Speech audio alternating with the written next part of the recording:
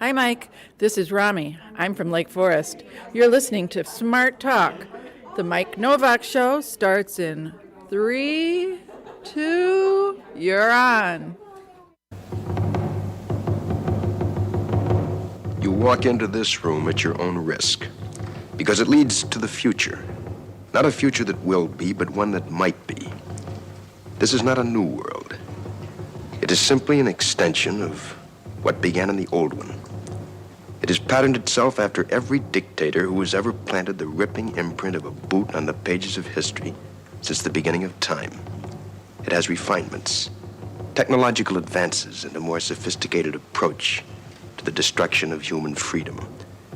But like every one of the superstates that preceded it, it has one iron rule. Logic is an enemy and truth is a menace. Any state, any entity, any ideology that fails to recognize the worth, the dignity, the rights of man, that state is obsolete. A case to be filed under M for Mankind in the Twilight Zone.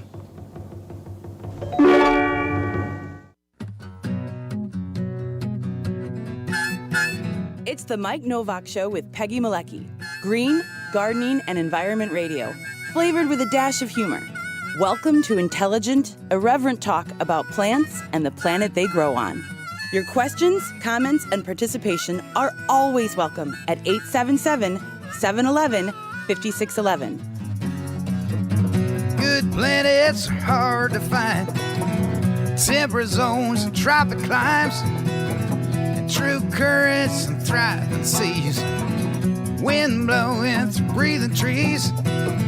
Strong ozone and safe sunshine. Well, good planets are hard to find. Good planets are in demand. This hour is brought to you by Bartlett Tree Experts. Every tree needs a champion. Go to bartlett.com. Jet streams, perfect air. And here they are, Peggy Malecki and Mike Nowak. Well, good planets are in demand. Right. Righty indeed. Welcome to the show. Good morning, everybody, or good afternoon, wherever you are, wherever you're listening to this, whenever you're listening to this. And Good morning, good afternoon, good evening. we have new technology on board. See, now I can see Peggy's picture here. I can't. I'm a little guy in the corner here on my own screen, but oh well, that's the way those things go. And because we have the new technology here, courtesy of Captain Randall there, and all I got to say, well, Randall was talking to me earlier, and this is what he said. I have an ultimate storage capacity of 800 quadrillion bits. My total linear computational speed has been rated at 60 trillion operations per second. So there you go.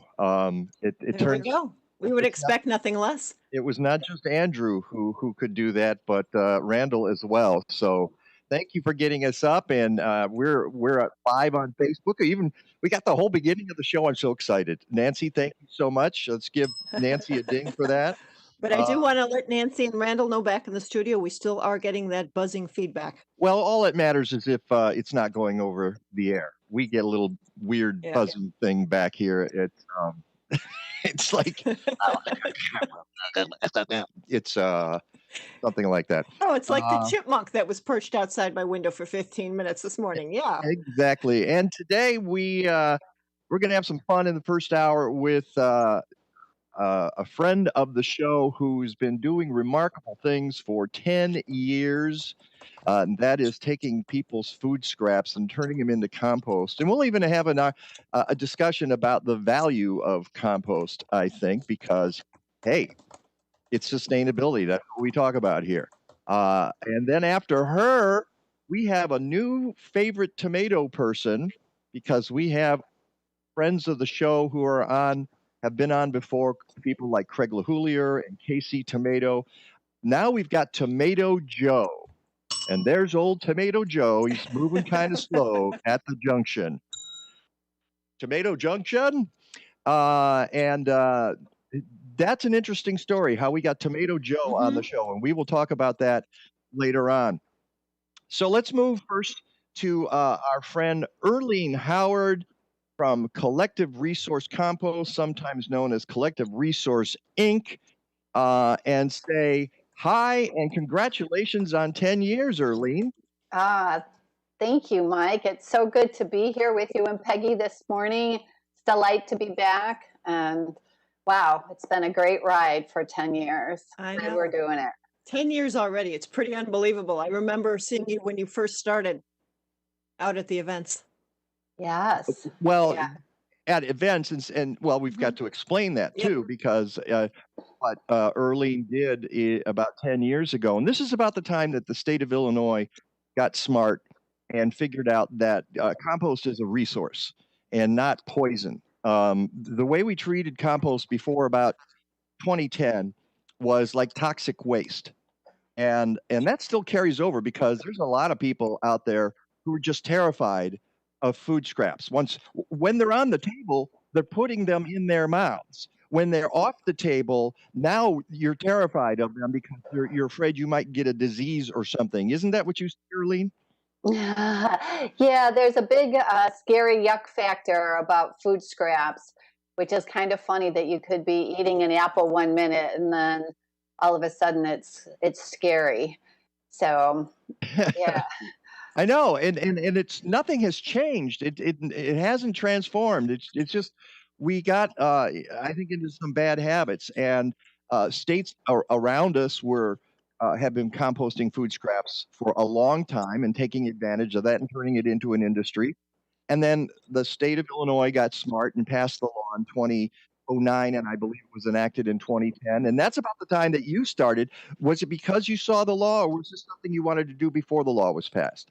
Yeah, it's really interesting, Mike. Thanks for that question. The light bulb went off for me that Chicagoland needed a composting service because I wanted to compost and couldn't do it in where I lived. And I started to tell all my friends that I was going to start a composting service. And that was in the fall of 2009.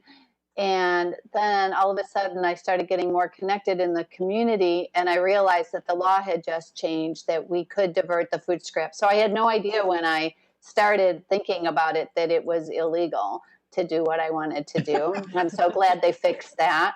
Yeah, good timing. Yeah. And you started, from what I understand, with 3 customers and a Toyota, was it? Yeah, so our 2002 Toyota Camry, which we still run around in a little bit these days, was our first hauling vehicle. First, the trunk lined with old plastic campaign posters, yard posters, and then soon the back seat was tarped, and before you knew it, there was buckets riding alongside of me in the car. We worked like that for about 10 months. Until we got our first Sprinter cargo van. Uh-huh. Well, explain how your service works, and then we can talk about the events that Peggy alluded to earlier. What is the basic service you provide? Yeah, so we have a couple of different programs. So the first one that we started with the 5-gallon buckets is basically, you go to our website, you fill out the contact us form, we get you on a route, we drop off your bucket, and we put you on a schedule. So if you're a family of 4, for example, you probably want a weekly pickup, or we do every other week service. And then when we come back, we leave you a fresh washed container and take the full one off to the commercial composting site so it can be turned back into soil amendment. So it's that simple. Now, and it's not just vegetable scraps, is it? No, it's meat and dairy and food soiled cardboard, like your greasy pizza box. And I mean, our first model was at the 5-gallon buckets, but then we started to also work with restaurants and schools and caterers and office buildings in our 32-gallon totes once we got our Sprinter cargo van.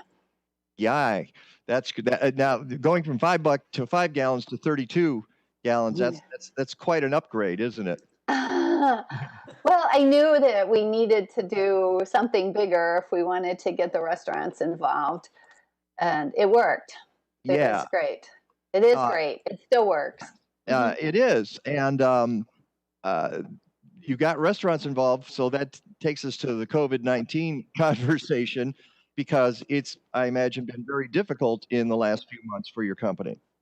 Yeah, mid-March was quite an extraordinary turnaround for Collective Resource, because we had done nothing but grow. And in the first week of March, we hauled 36 tons of food scraps. And by the first week of April, we were only hauling about 12 tons. We're back up to 16 tons a week, but still 20 tons short of where we were at. Oh, you know what they say, 16 tons, what do you get? Another day older and deeper in debt. Thank you very much. Thank you. Tennessee Ernie Ford, folks. But in addition to the restaurants, you're also, you lost a lot of the schools in the spring too. Right. I mean, you didn't lose them, but they just weren't generating the compost. Yeah. So yeah, it was interesting. We had 50 schools on board when the governor did the school shutdown. We still have some private daycare Montessori schools that are still participating, that, were kept in place for the essential workers to have care for their kids. Yeah. But our middle schools and high schools all shut down. Okay, well, we'll be back with Erlene Howard. We're talking to her from Collective Resource Inc. It's the Mike Nowak Show with Peggy Malecki. We'll be right back. What's growing on? What's growing on? What's growing on? This reminds me of a song. We won't hesitate no more, no more. It cannot wait. Compost! Woo! Straight out of compost. Compost. That is Jason Ross and Allison Teal, and they did a little video about composting and kind of broke into song there. Welcome back to the Mike Nowak Show with Peggy Malecki. If you're watching on the Facebook rather, and the YouTube, I guess my image. You're back. No, you're back. Am I back? You're back. Okay. The image went away, and I was going to say for the audience, that's probably a good thing, actually. And Erlene is here, and we can see her too. Erlene Howard is here.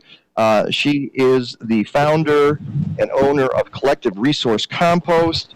She picks up your bucket, your 5-gallon and sometimes larger containers of food scraps, and takes them to be composted.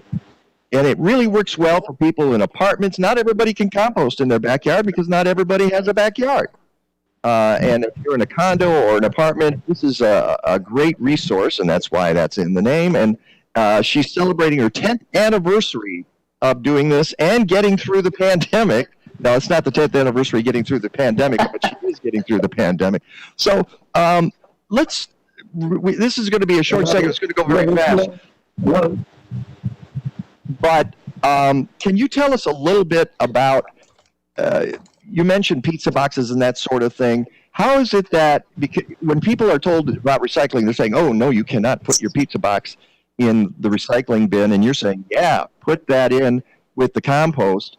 And as I've told people in the past, and you know this, pretty much anything that's organic can be composted. So what's the difference here between that recycling effort and the composting effort? Yeah, thanks, Mike.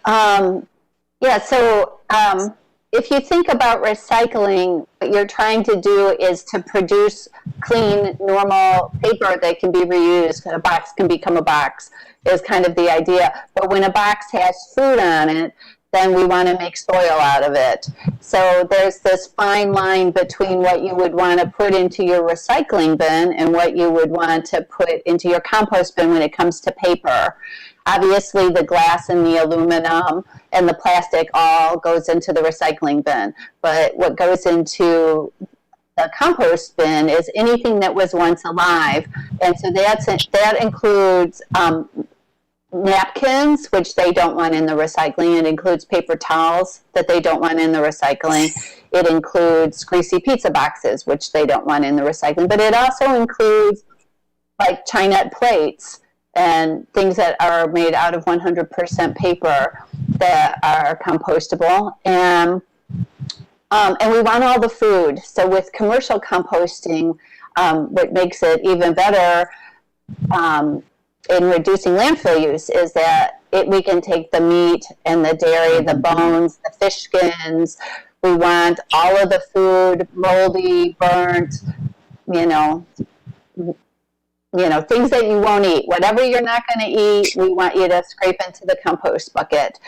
So, this takes us to what Peggy was talking about, in that for years you've come to various events, green events, and even other kinds of events, and you bring your containers, and you sit there when people have lunch or dinner, and you teach them how to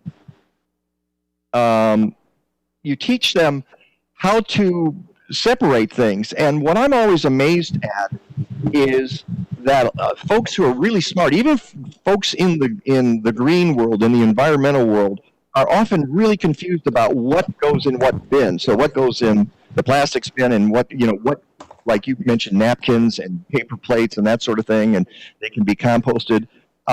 Is that still a problem, and getting people to understand what goes where?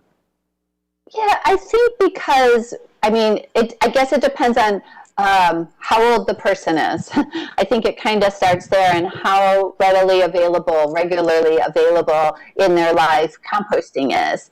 So like once we introduce it in a school situation, the kids compost very easily. They are really good at following what happened the week before, the day before, or what the student before them did. So it's very important to keep the bins separated the way they're supposed to be. If someone makes a mistake, it's really important to take it out right away, which is one of the reasons that we staff those waste stations at events. We love education. It's a super great way to do education. It was the first thing we stopped doing, live in-person events with COVID. We have been doing some education like this over the internet, and some companies are coming back on. We have a new company coming on. They want us to do a big presentation over, to a group of people that are going to be working in their office, and they're cycling in smaller groups of people to come back to work. So they're going to record that education event, and then let me get one more question, because we only have a minute and a half here. Okay. A lot of people like to compost in their backyard. Mm-hmm. You do it commercially. What's the difference between commercial and backyard composting? Yeah. So, and let's not forget the worms. You could do vermiculture in your house, and that's one layer of what you can compost, which is more limited than what you can put in your backyard bin. But definitely in your backyard bin, you would not want the greasy pizza box, and you definitely do not want any meat or cheese. You could put your eggshells in there, but it's recommended that you rinse them off first before you throw them into your backyard pile. But my point is, with commercial composting, it's more efficient, and they heat it up properly, so things break down better. Is that right? That is true. It's a much faster process. The piles are much bigger. They get much hotter. It really cooks, and that's the great thing. If you're at the site in the wintertime, you can tell which pile just got turned, because it's the one with all the steam coming off of it. The carbon and nitrogen interaction creates cooking of the material, which is great. And they do keep these piles hot to kill any pathogens that would be in raw meat or eggshells or whatever. All right, Erlene Howard, thank you so much. Congratulations on your 10th anniversary. Go to collectiveresource.us or go to my website, mikenovak.net. I hope we have you on the show again soon. Thanks. Thanks so much. You are so cute and red. I'll come back later on and tuck you into bed. Oh, my little tomatoes, you are so cute and sweet. I can't believe them bad vegans wanna pick you off my tree. I'll protect you. Really, the man. That's a new one that we played the last time we talked tomatoes on the show. That is Rudy the Man and the tomato song. And I saw our guest dancing in his chair. So he can hear us. I think you can hear us. Can you there, Joe? I can. Thank goodness. Wow, how about that? We with not a second to spare. We got the audio and the video back up. Yikes. Okay. Wow. Yes. And he even showed up with his own name tag on his T-shirt. Well, that's a good thing. I can't actually see it very well because I've got the wrong size screen up here, which I'm going to fix at his shirt says Tomato Joe. Tomato Joe. Everybody should have a Tomato Joe shirt.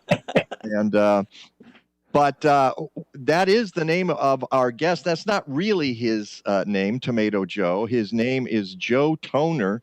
And it's interesting because when we did our show in June, it was at the beginning of June with Craig LaHoulier, who is NC Tomato Man. And then we also had KC Tomato from Kansas City, of course.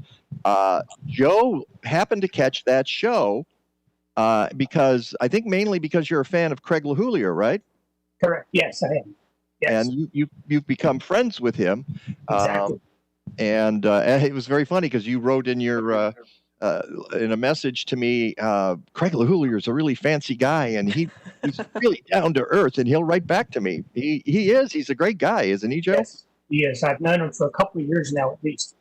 Probably about 5 or 6. Only through the internet, only through messaging, but he always gets back to you. And he wrote the tomato book, Epic Tomatoes. Yes, and that's probably, in my opinion, is the best book out there on raising tomatoes. Okay. So Joe wrote to me and said he started telling me about.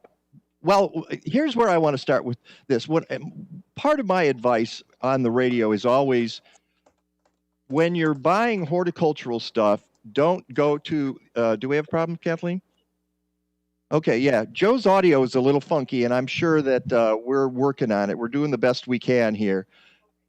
And I'm sure Randall is on the task, but just letting you know, Joe, your audio it's a little muddy at the moment. So. Can you move closer to the mic or to your computer? That could be dangerous. But that sounds better. Does it? There you go. A little bit, yeah. It's helping a little bit there. Wonderful. So what I tell people in terms of gardening stuff, if you want to buy a shovel, go to a box store. If you want to buy plants, not so much, because they usually don't have people there who know what they're talking about. Well, you give, and you're the guy.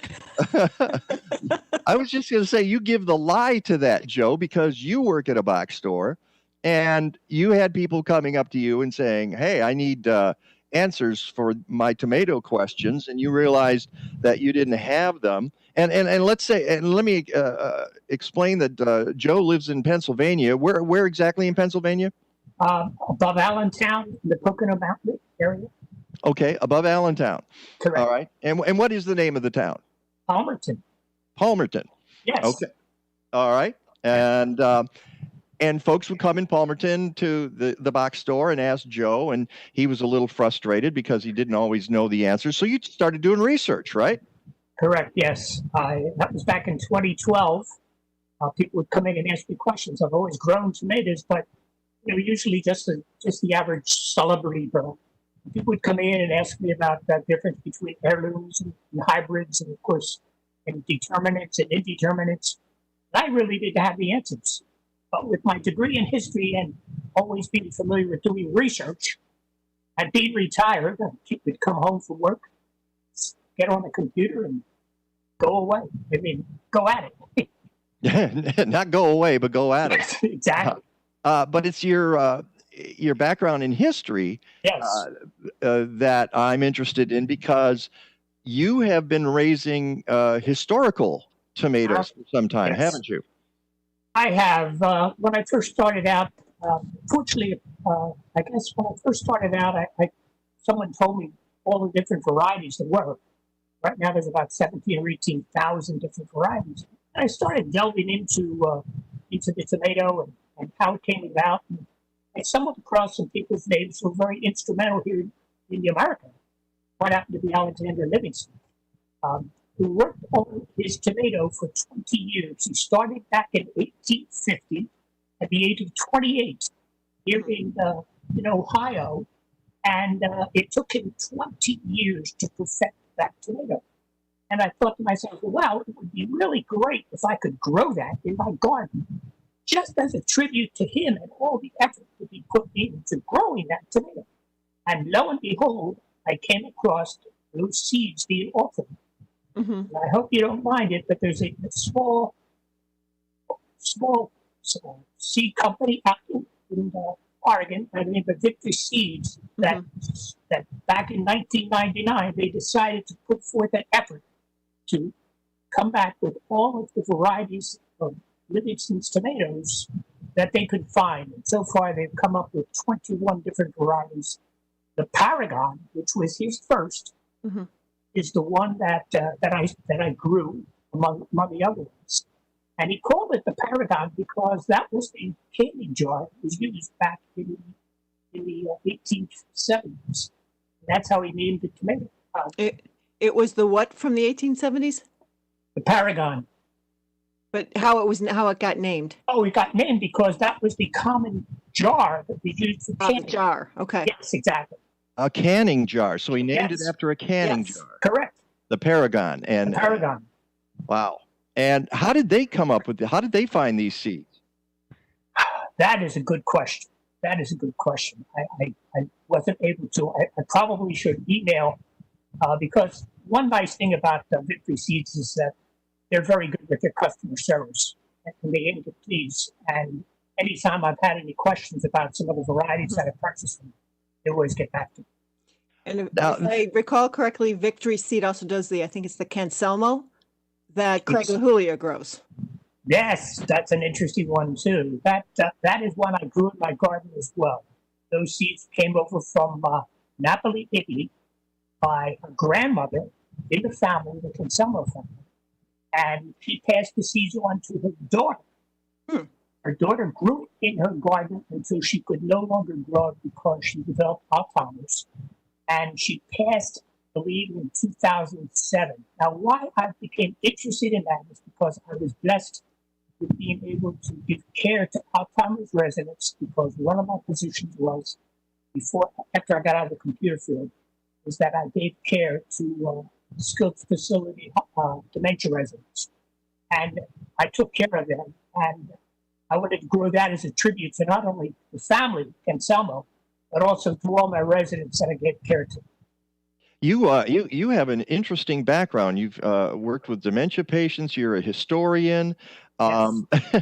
What are you doing in a box store or selling tomatoes? Well, what happened is that because of, let's put it this way, because of the politics that goes in box stores, I decided it was just too much. I decided to just retire from the box stores and just devote my time to growing tomatoes and taking care of our rescue cats. And rescue cats? Yes, we rescued. I saw one of your cats in the background there wandering around. I'm sure you did. We have currently 9 indoor cats. Okay. We've had as many as, oh gosh, I don't even want to go there. But they're all vetted. They're all well taken care of. They all come with their own stories. And, everything is a story. If we didn't have our stories, where would we be? Exactly. And so how do you get the word out to tomato fans about how to grow their plants now?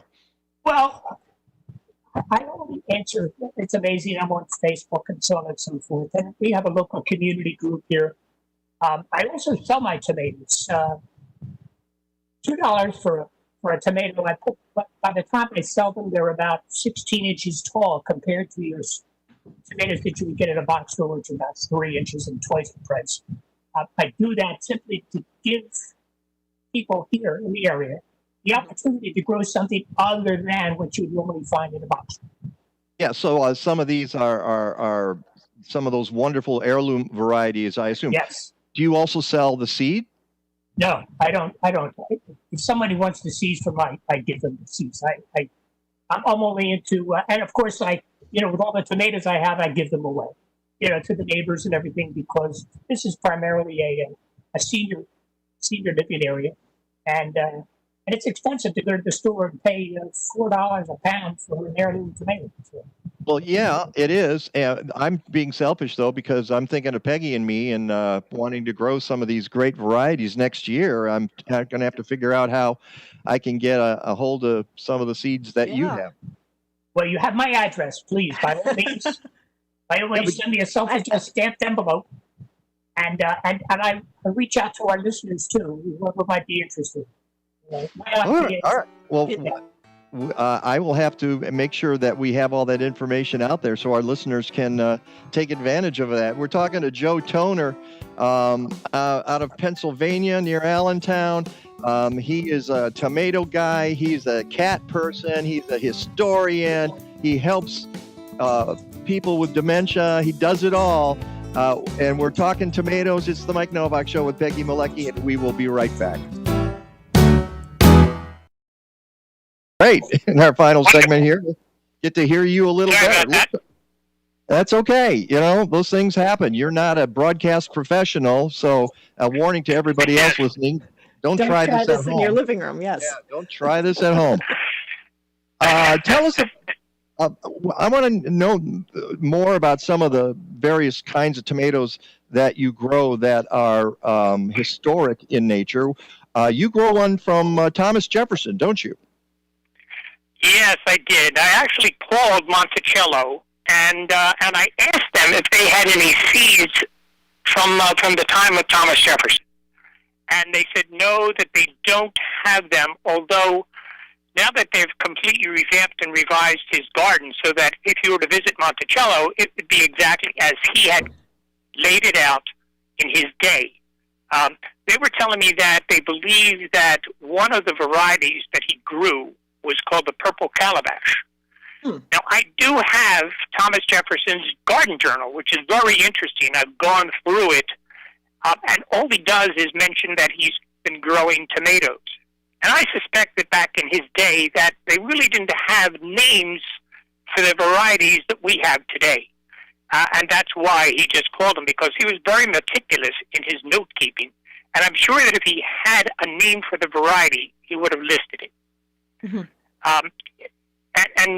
I was fortunate because I actually called the person who's involved in that.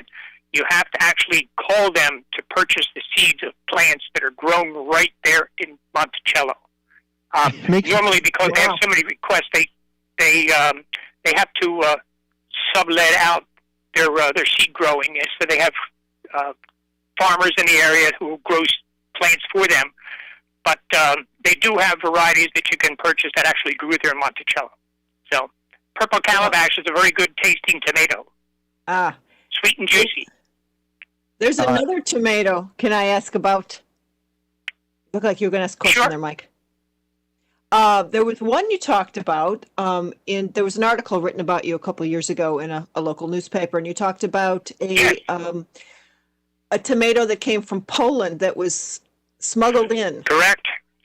Yes, the Polish tomato. It actually was brought in back in the early 1900s. It came through Ellis Island, and the person who brought it in had to smuggle the seeds in, on the back of postage stamps.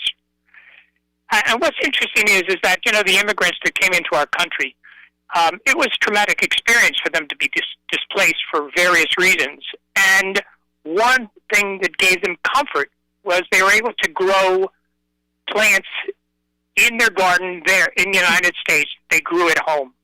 So for no other reason, it gave them this comfort feeling, and we're so blessed to have these tomatoes with us today. Yeah. I was thinking back to Thomas Jefferson. If they didn't name the varieties, then what was he saying? Well, that's the big red one. There's the little red one. There's the pointy red one. Yes.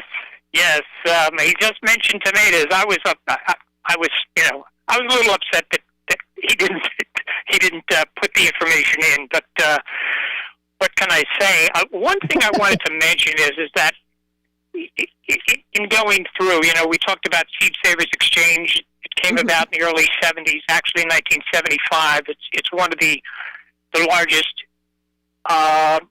independent and actually nonprofit seed saving here in the United States. One of their members, his name was Charlie Case. And Charlie Case was a sociology professor who had one foot under the desk and one foot under or by a rototiller. And Charlie Case was interesting, and I came across his name in a book. And if anyone is interested, I guess, I don't know if I can name mention the name of the book. Sure. Okay, it's called The Seed Underground, A Growing Revolution to Save Food. It's written by Janice Ray, R-A-Y. And in that book, on chapter 18, she mentions Charlie Case. Charlie Case is a special person because he was one of the top providers of heirloom tomato seeds for Seed Savers Exchange. And one of his favorites was called the Peace tomato. Now, I searched high and low so that I could grow this because Charlie is the kind of a person that I can very well relate to. In fact, when Charlie passed back in 2012, on his birthday, by the way, at the age of 69, in his will, he stated that he would like to be buried in his tomato garden. And there's a man after my own heart. God bless him. Okay, talk about fertilizer. Yes. Yes. Wow. By the way, folks are interested in Seed Savers Exchange. You could just go to seedsavers.org, and they are a great organization, and I'm glad you brought them up. Yes. So you're trying to find the Peace tomato, though? Well, I actually did because I stumbled across it by one of the members of Seed Savers Exchange because I asked him, I was looking for another variety, and he sent me a complete list of all the tomatoes he grew, and there was the Peace, and next to it was C Case, and that was like a blessing to me because this individual Charlie Case, I actually have pictures of him. I have his obit. I can really relate to Charlie. He was a good person, little eccentric, but I think if you're a tomato hobbyist, I can appreciate that because all I do is a lot of times is talk tomatoes, and I'm sure that the people look at me as if I am like off the wall. Well, we have less than a minute. We have less than a minute. Okay. So what challenge do you have left right now? Well, here's the thing. You just said that you mentioned that. I'm in the process of trying to get seeds from a tomato called the Heinz 1706, which was the first tomato where scientists were able to get a complete genome, which is all of the DNA and all of the genes of this tomato. I reached out to someone in California who worked for a company, and I'm in the process of possibly getting seeds for that variety. Amazing. But Very cool. It's amazing what the internet can do and how social media. And we've got to wrap it up here. Tomato Joe, it's been such a pleasure talking to you. I hope we do it again very soon. Go to my website, MikeNovak.net, to read about more. For those on the network, go green or go home. It's good food to eat and make me healthy, wealthy, wide awake. Lettuce, tomatoes, root and bacon. What about those sweet potatoes? All I need is good food to eat. All I need is good food to eat. All I need is good tools to make me the Mike Nowak Show with Peggy Malecki. Peggy, can you see me at all there? Yes. Okay. Sorry, I was putting the Facebook welcome back up. Oh, that's okay. That's fine. You can do that because it's telling me, it's weird. It's telling me that my video is not on, and yet my video is on. Well, that's because you have two sessions up here, and one's on and one's off. Oh boy. Okay. And I We can't log in. So. And we can see our guests. So. Yeah, we can. There's Mark Berger over there. Hi, how you doing? I'm great. What about you two? We're surviving at the moment. We're surviving new technology.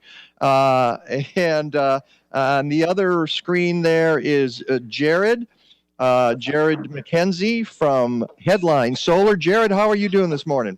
Doing great. How about y'all? Thank you for having me. My pleasure. My pleasure.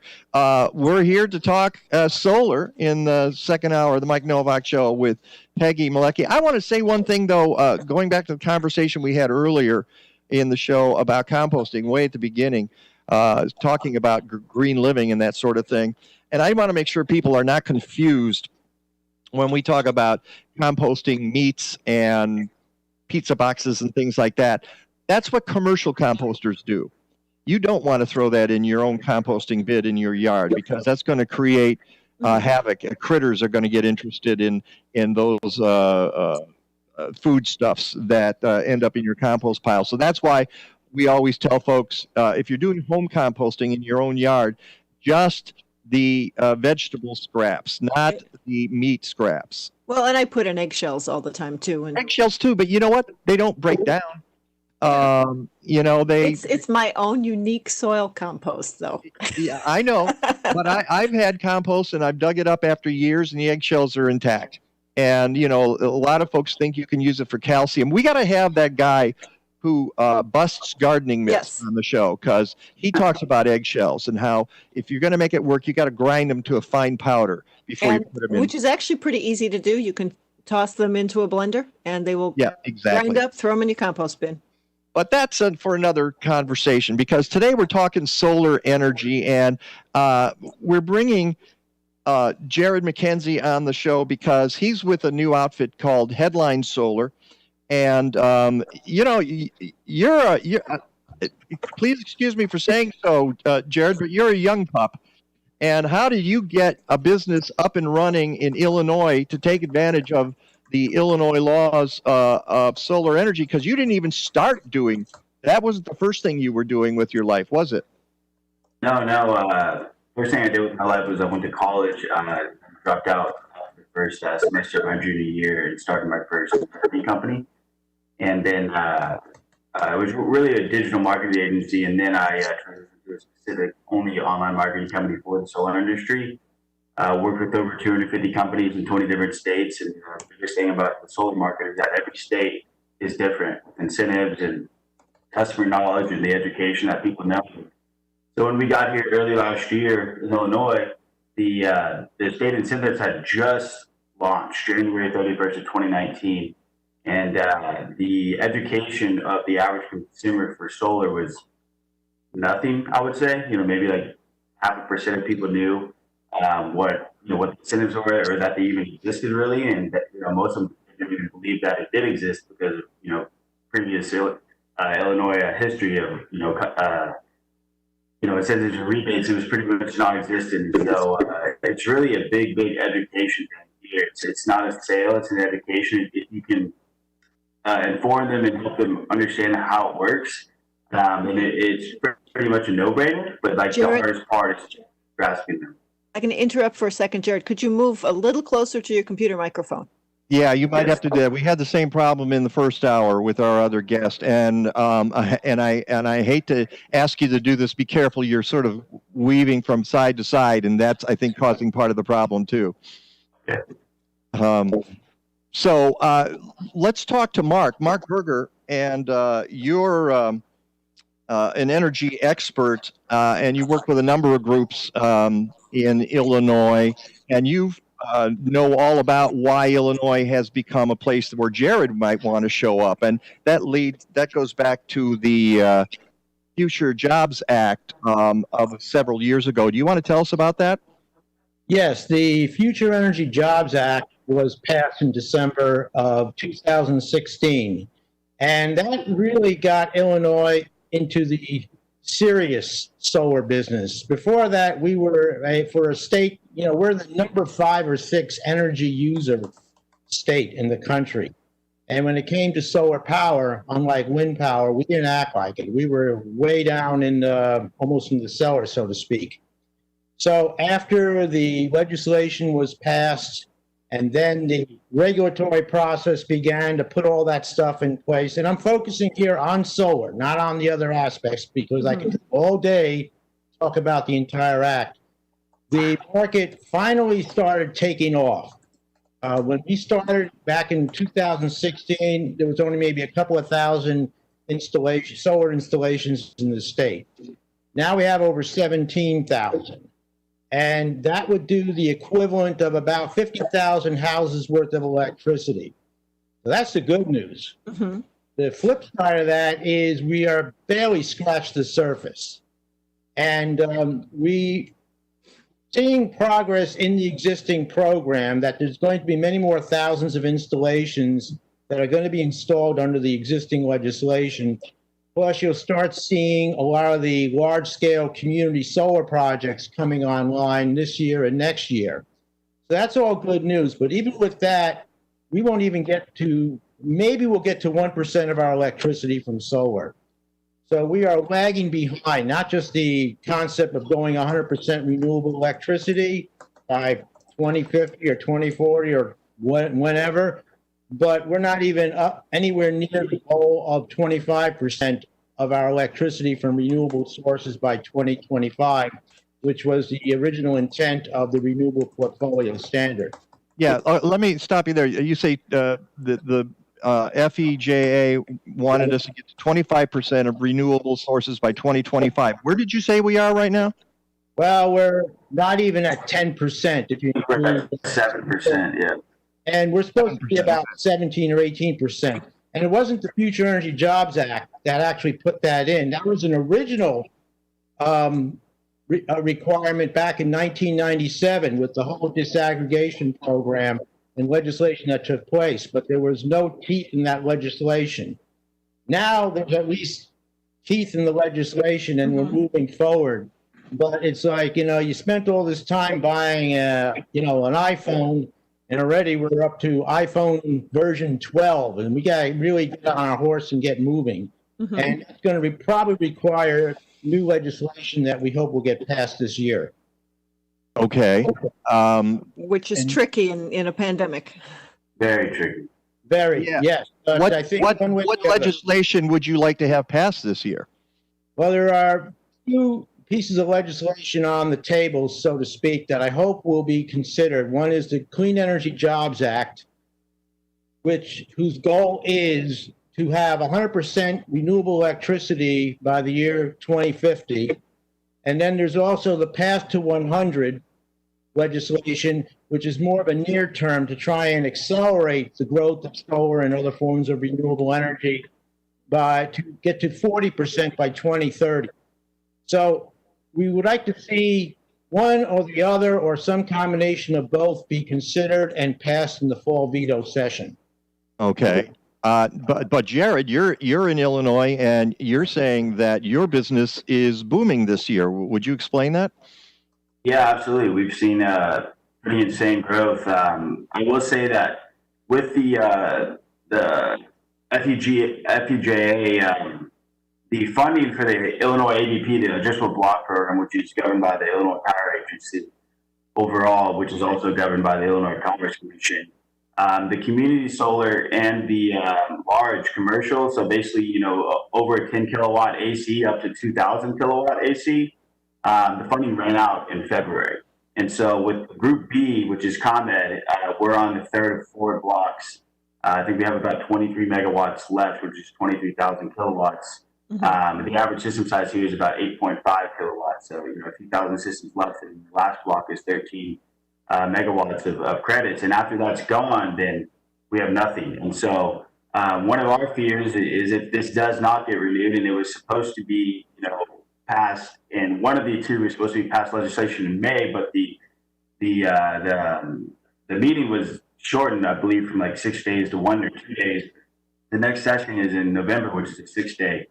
session, so hopefully it passes then. We basically have until spring of next year, and then the IPA, the additional block program, does have leftover credits. They have credits to use, but part of the FEJA was that after, I believe, spring or fall of 2021, that they cannot use those credits. And so one of these two bills is going to extend that so that we can keep going. It will renew the credits for residential and for the commercial and the large scale and the community scale solar, which would be great. Otherwise, I mean, there's already companies that, throughout this pandemic, I know probably 5 or 6 solar companies have left the state and gone to other states because of the fear of it, to keep growing the company here without the incentives being there. But I will say that solar does. It makes great sense. It makes perfect sense with these incentives in Illinois right now. If they run out, it'll be a little bit more difficult for it to make sense. The pricing will definitely have to go down. It's going to be a lot different, but it's nothing that I would say that we would just move our entire. All right, I've got to hold you there. Coming to a break, Jared McKenzie, Mark Berger. We're talking solar energy. The Mike Nowak Show with Peggy Malecki, and we will be right back. Repent, repent, repent, repent, you fossil fuel sinner. Repent, repent, repent, repent, you fossil fuel slave. So park your car, spread the word, carry the news, near and far. Repent, repent, repent, repent, you fossil fuel sinner. The Mike Nowak Show with Peggy Malecki. Yes, it's time for all. It's Sunday morning, so we all have to repent. All of us fossil fuel sinners. That's Jack Gladstone, in case you're wondering about it. And a little bit of an Elvis about him. There's a little bit of that going on, something there. It's certainly gospel-y. So we're talking to Jared McKenzie from Headline Solar. They are a relatively new player in this part of the United States, meaning Illinois.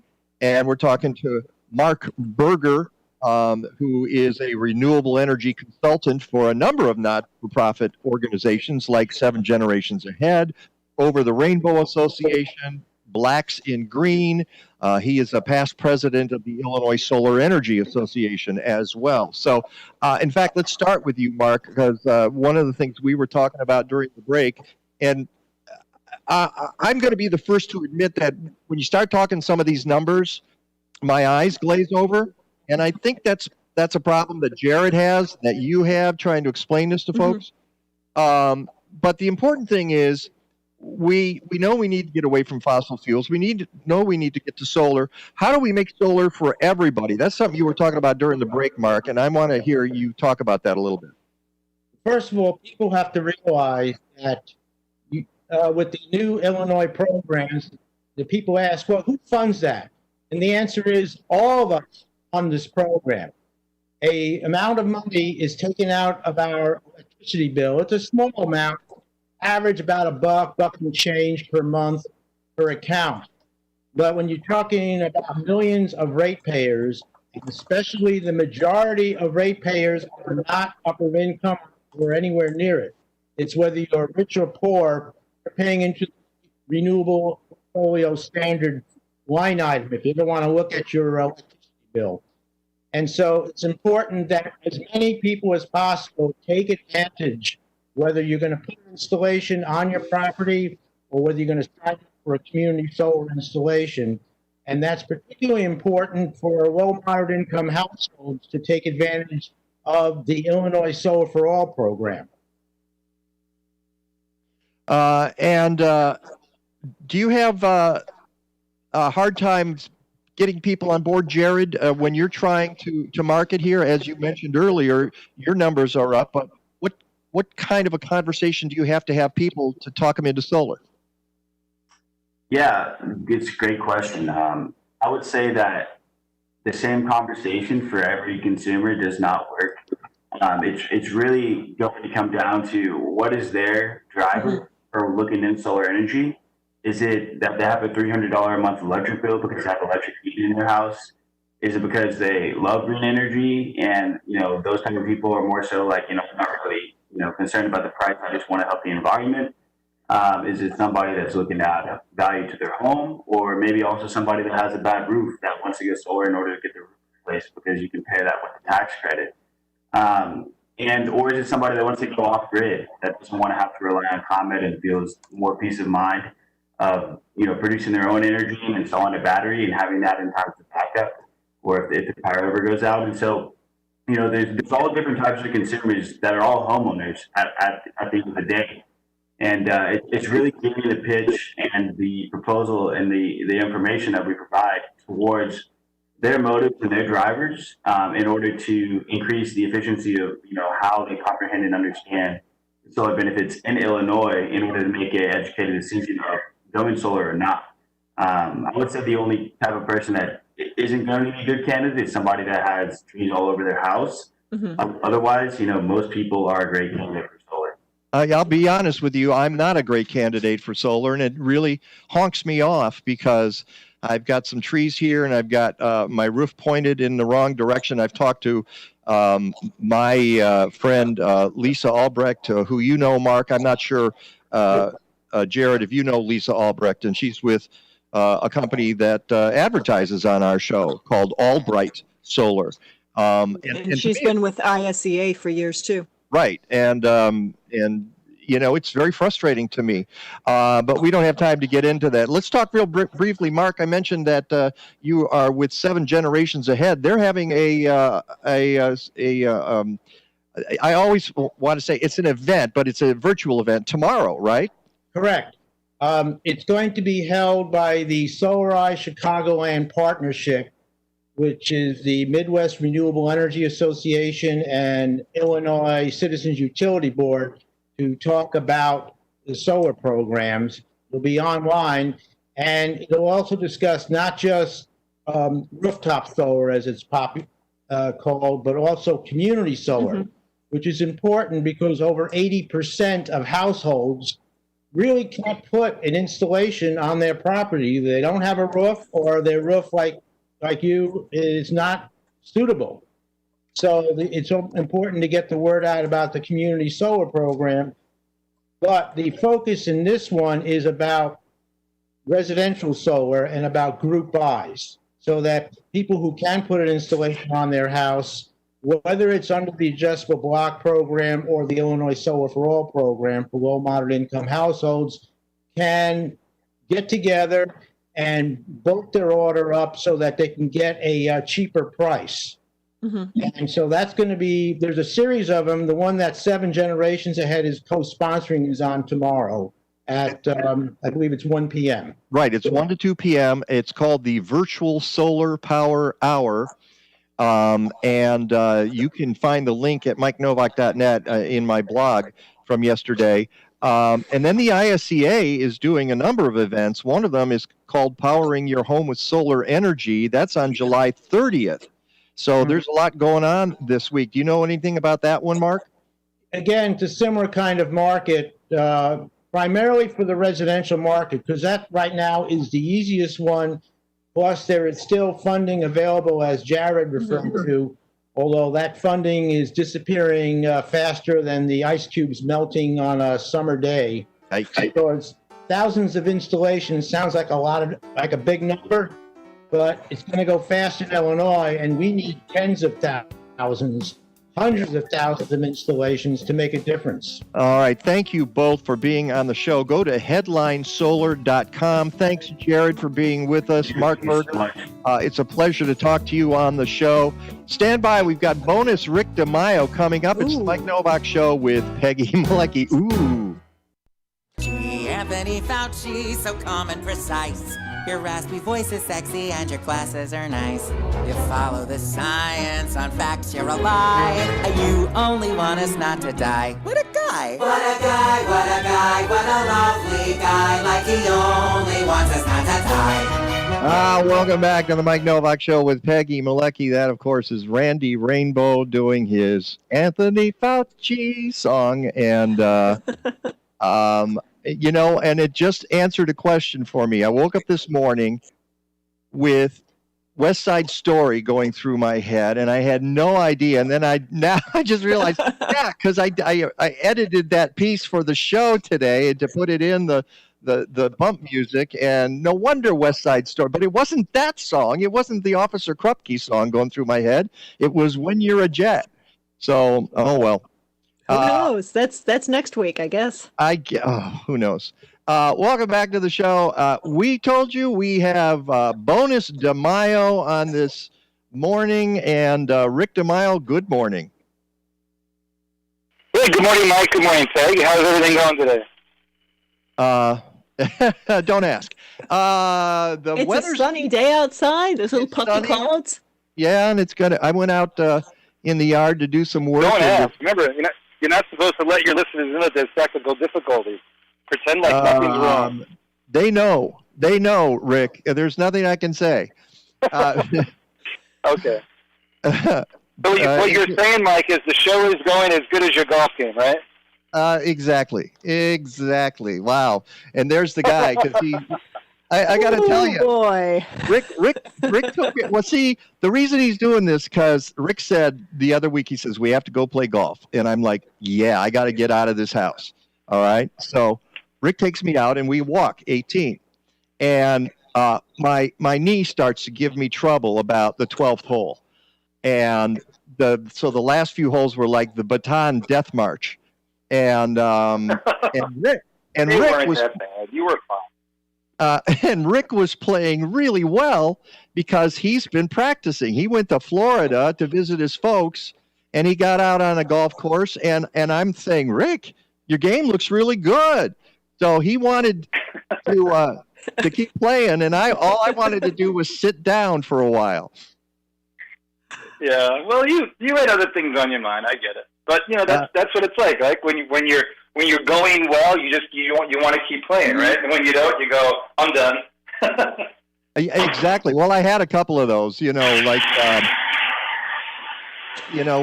a couple of balls out of bounds on the same hole, then it's time to just walk to the next tee and sit on the bench and wait for the guys to catch up. So I did that a couple of times. But nobody wants to hear about our golf game. What?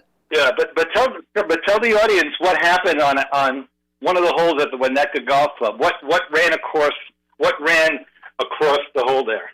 Oh my goodness! There was a deer that just went bounding across the court, the green, and left its hoof prints all the way across. Just tore up the green. Well, it could have been a skunk. That's true. There's plenty of skunks out. It could have been a skunk. So be lucky. Yeah, and if the skunk starts digging for grubs on a golf green, it's not a good thing. But we've got a hurricane that hit the United States yesterday. How's that doing? Yep. Well, obviously, it's no longer a hurricane because we'd be talking about it in the now, but it's basically formed into a Category 1 hurricane. We're talking about Hurricane Hannah, which was pretty much a tropical depression on Wednesday. A tropical depression on Thursday, a weak tropical storm late Friday, and then literally blossomed into a hurricane Saturday afternoon. And I think what's interesting to note about this, Mike and Peg, is that we're already up to letter H, which is the 8th named storm of the year. When do you think we typically hit the 8th named storm of the year? The way to kind of go about answering this question is we average between 12 and 13 during a normal season. And the midpoint of the season is about the 10th of September. So when do you think we normally hit number 8? Late August, early September? Yeah, that's what I would guess. September 24th.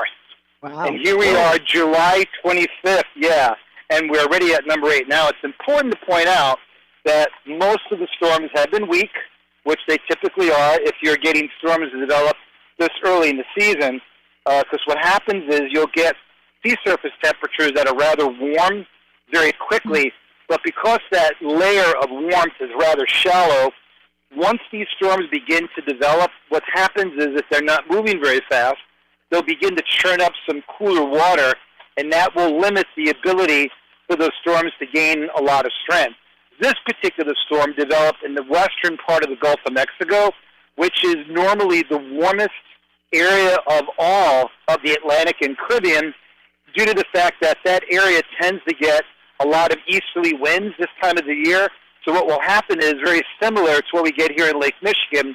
When you have a week and a half of easterly winds, the surface water, say from Waukegan down to Wilmette, Highland Park, Peg, you've experienced this before, can easily get into the mid to upper 70s, but as soon as you get a west wind, like we've recently had, the water temperature of Lake Michigan will begin to upwell and cool down, similar to what will happen with tropical storms out over the Atlantic. But this part of the Gulf of Mexico can get pretty warm and stay pretty warm all year. In fact, water temperatures were anywhere between 87 and 88 degrees, and everybody was talking about if this storm had at least one more day of intensifying or being able to strengthen, no doubt it would have been a Cat 4. But it ended up being a really low-end Category 2, and even though the winds were, 50, 60 miles an hour, from a sustained standpoint, there were a couple of rogue gusts up to about 70.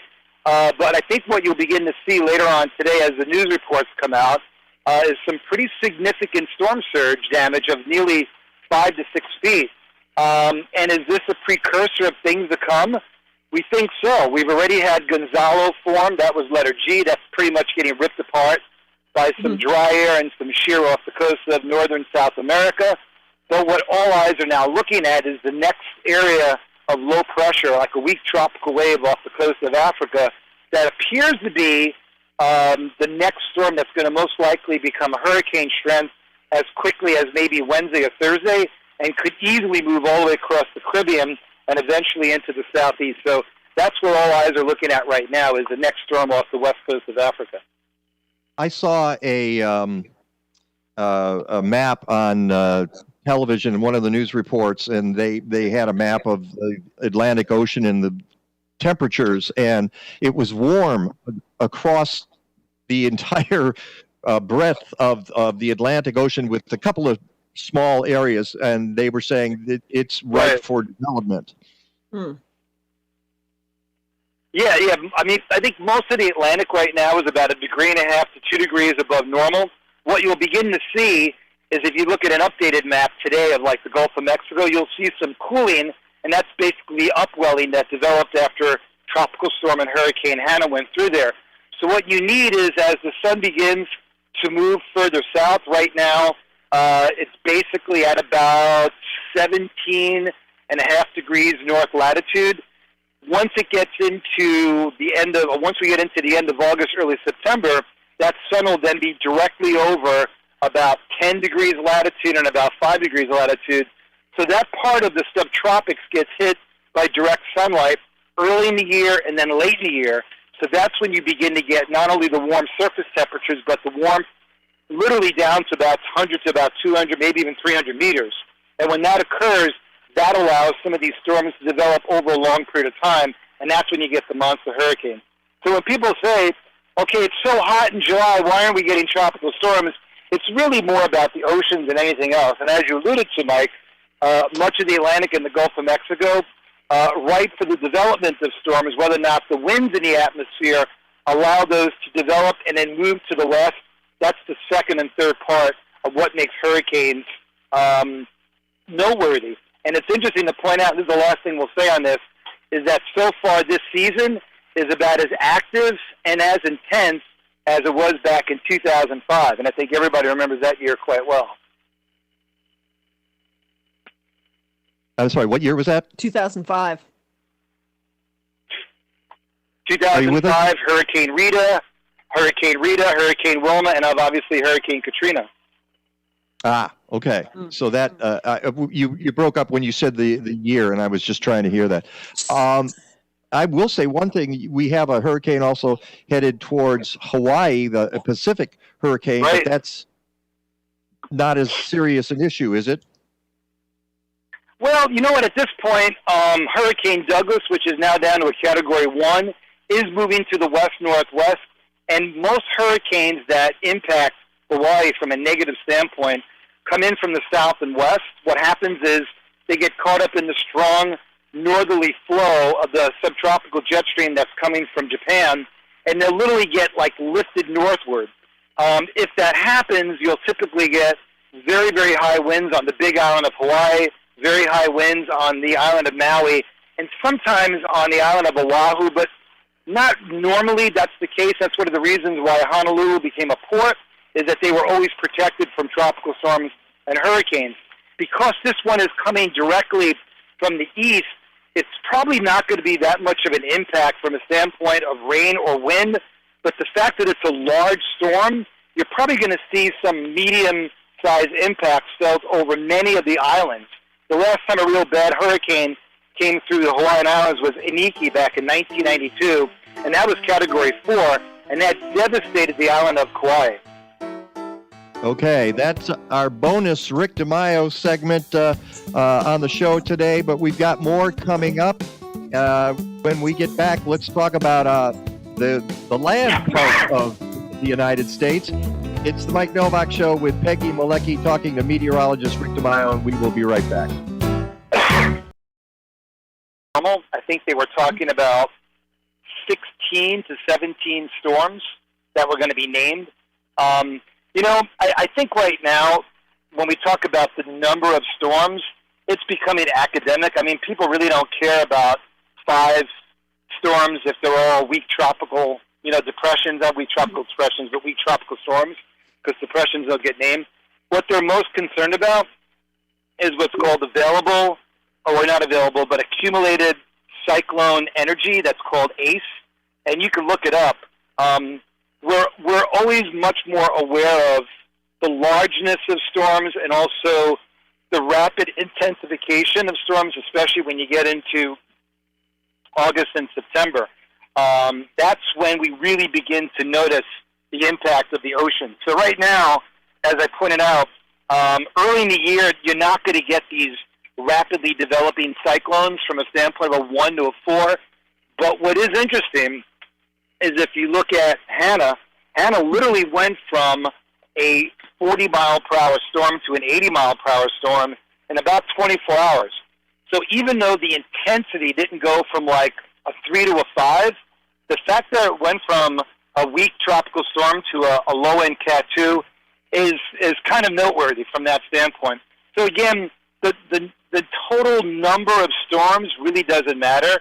It's more or less how they develop, how large they get, and the largeness of a storm could also impact what's called the accumulated cyclone energy. So like Hurricane Sandy, it was only a low-end 2 when it struck, but because it was so large, the energy field was also large.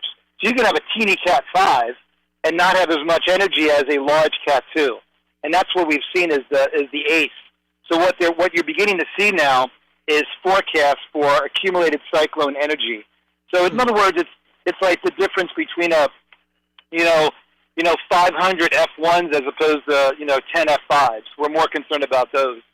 But to answer your question, yes, they'll probably increase the number, and then they may actually increase the ACE as well. We'll see how that goes. This is Smokey D down Sunday morning. A little bit of Looney Tunes. This is not a reference to Rick DiMaio, our meteorologist, but and that song is Powerhouse. And I think of Powerhouse, you think of hurricanes, but you also think of heat. And Ricky just sent us something the other day about June being tied for 3rd hottest June ever. Yeah, and that was globally. That was globally, so that's a big deal. And I think so far for the year, I'm not sure exactly where we stand from a standpoint of the first 6 months. I'd have to go back and look at that globally. But we're pretty much on track, most likely, if we continue with a warm August as well, as probably the 2nd warmest year on record. And that's pretty significant stuff because that again is going to, lay down the property that's needed for what is necessary for a active hurricane season and typhoon season. Let's not forget about that. And the typhoon season. Sorry. Yeah, because I mean, sometimes we always talk about hurricanes, but typhoons are the things that really impact your developing nations much more than a developed nation like the United States. So I'm always more so, I think, sometimes concerned with what happens in parts of Asia, India, where you have your tropical cyclones. Right. Luckily, there's been a very, very strong monsoon this year in India. And again, as soon as you get that, you begin to decrease the ability to get tropical cyclones. And by the way, speaking of monsoons, we've already had a very active and early onset of the monsoon in New Mexico and also Arizona. One of the things that I really enjoy doing with my weather class at Lewis University is we have a campus in Albuquerque, a satellite campus, and I have probably half my students down there. So I get to watch the weather on a daily basis. I give them weekly updates, and the Albuquerque National Weather Service office, and I can send this to you, keeps track of the monsoon from a standpoint of mid-level, upper-level moisture. That's where it literally comes from. There's not much at the surface. But they also have what's called a dew point tracker, and they've had this now for the last 50 years. And Albuquerque reached a dew point temperature of 60 earlier than they've ever done in this during the monsoon.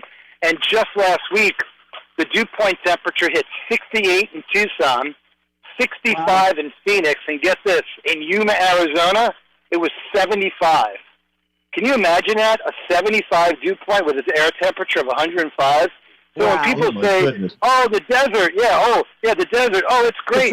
But when you start getting that moisture get all the way into those particular areas, not only do you get, high levels of humidity, but, that kind of rain, once you get into those areas with what they call gully washers, those types of thunderstorms that produce, those blasts of rain and also, floods, are deadly.